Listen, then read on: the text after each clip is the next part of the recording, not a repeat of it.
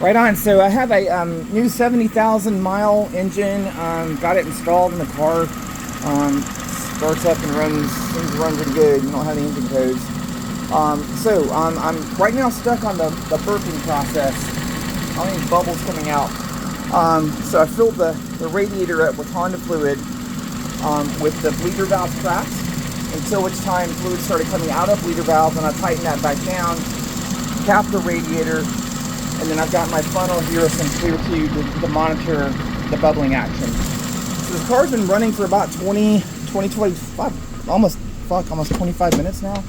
And on the inside, I have, see the engine temperature is around 203.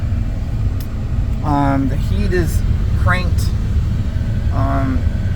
fan on full. I have no warm air blowing out of either the frost or the lower vents. I'm really not sure what to do to get the burping to start. So if anybody has any suggestions, please let me know.